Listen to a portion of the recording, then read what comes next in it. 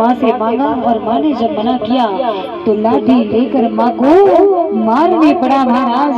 और जब माँ को मारने पड़ा तो माँ भागती भागती भागती भागती चली और जागती है एक अंधकूप में जा करके और अपने प्राणों का त्याग कर दिया। धुंधकारी घर में अकेले, समझ आया? पिताजी हैं जो भजन करने के लिए चले गए हैं, वैराग्य हुआ उनके हृदय में कथा को श्रवण करके, और भैया भी तीर्थ यात्रा पर चले गए हैं। और माता जी का ध्यान हो गया। अब घर में कौन है? धुंधकारी अकेले, मन नहीं लगता तो बाजार से गई और 4 स्त्रियों को रुपया पैसा से खरीद कर लाती है और बढ़िया रहने लगे। धीरे धीरे समय गुजरा। अब एक दिन की बात है कि 4 स्त्रियां जो बाजार से खरीद कर लाई थे वो एक दिन बात कर रही हैं, अरे बहन ये शाम को जब आता है तो इतना सारा रुपया कहाँ से लेकर आता है? श्री राधे बातें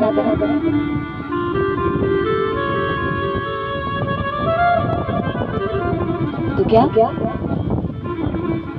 दूसरी कहती है बोले लगता है चोरी करके लाता है। तीसरी कहती है अगर ये चोरी करके लाता है तो एक दिन ये पकड़ा जाएगा तो ये भी जेल में जाएगा, संग में हमें भी जाना पड़ेगा।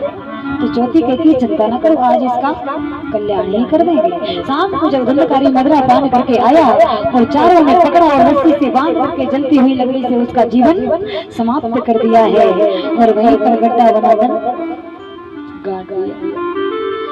गाँव वालों के द्वारा भैया को पता चला, भैया आया और यथावत भैया का संस्कार किया और गया जी में जाकर तर्पण कर दिया।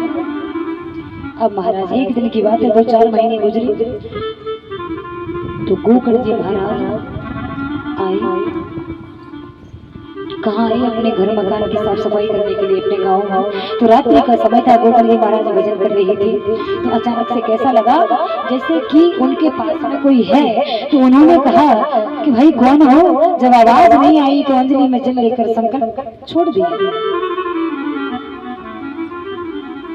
और महाराज आवाज आई, बोले भैया मैं हूँ आपका भाई धुंधकारी, मेरा कल्याण कीजिए, ऐसा कुछ कीजिए क्योंकि मैं प्रेत बन गया हूँ, मुझे बहुत पीड़ा हो रही है। क्या कहा? मैं कौन बन गया हूँ? प्रेत बन गया हूँ, तो इसलिए बहुत कष्ट हो रहा है, मुझे इस योनि से अलग कीजिए। गोकर्ण जी महाराज ने गांव वालों से पूछा भैया ऐसी ऐसी बात है, किसी ने कोई मार्गदर्शन नहीं किया। तो गोकर्ण जी महाराज के हृदय में विचार आया कि इनके लिए श्रीमद् भागवत की कथा श्रवण कराई जाए। व्यासपीठ बनाया और विराजमान हुए और कथा को श्रवण कराने। अब क्या है कि धुंधकारी प्रेत है तो एक साथ व्यक्ति का बांस मंगवाया, उसमें विराजमान किया और कथा को श्रवण कराने लगे। और धीरे धीरे करके 7वें दिन की कथा का जब विश्राम हुआ तो बांस की 7वीं ग्रंथि चटक जाती है और उसके द्वारा सुंदर महापुरुष प्रकट होते हैं, हाथ जोड़ करके और गोकर्ण के सामने खड़ा। बोले भैया आप कौन? बोले भैया मैं हूँ आपका भाई धुंधकारी। बोले तुम तो प्रेत बन गए थे। बोले ये सब आपकी कथा का चमत्कार है। और सामने जब देखा तो विमान लेने आ रहा है, मतलब कथा श्रवण करके उनका कल्याण हो गया है।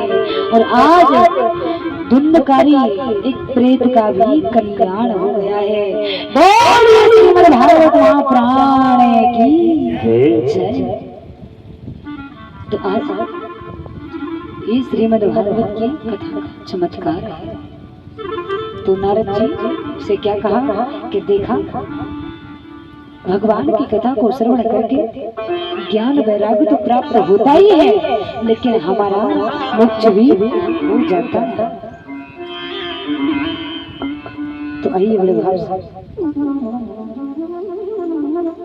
श्री राधे सभी एक भजन गाएंगे, उसके बाद भगवान की मंगलमयी आरती और कल से यजमान जी यथा समय कथा को प्रारंभ करवाएं और व्यवस्था को बनाएं।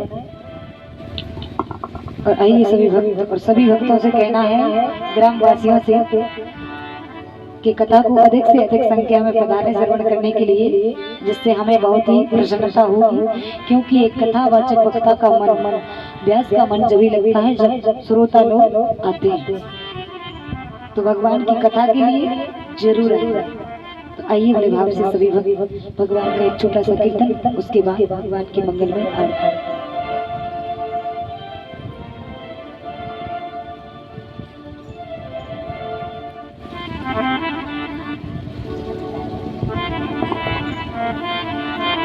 श्री राम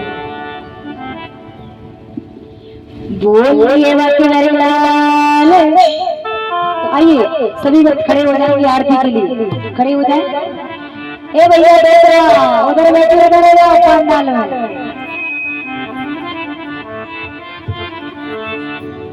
तो आइए बड़े भाव से, तो क्या बड़े भाव से नाचते हुए भगवान के दरबार में 2 मिनट